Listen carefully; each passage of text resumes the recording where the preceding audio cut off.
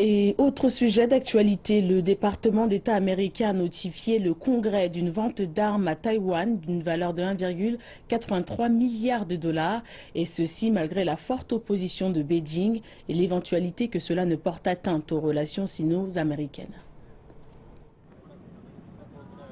Pour la première fois depuis 4 ans, les États-Unis ont autorisé une vente d'armes à Taïwan, malgré les objections de Beijing.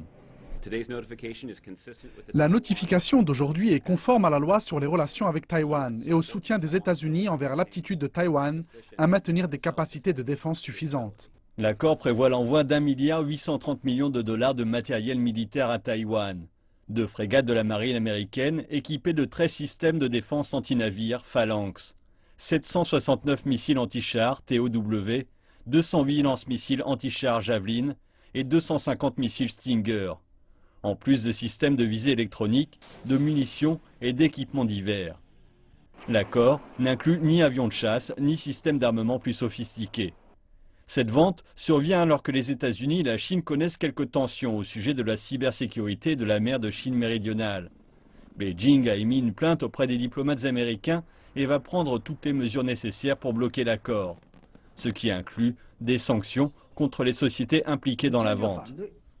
Nous nous opposons fermement à tous les pays qui vendent à Taïwan des armes, des équipements ou technologies liées, sous quelque forme que ce soit, et quelle qu'en soit l'excuse. Nous espérons également que la partie taïwanaise chérisse le développement pacifique des relations et fasse plus en faveur de l'amélioration et du développement des relations. Les États-Unis disent continuer à adhérer à la politique d'une seule Chine.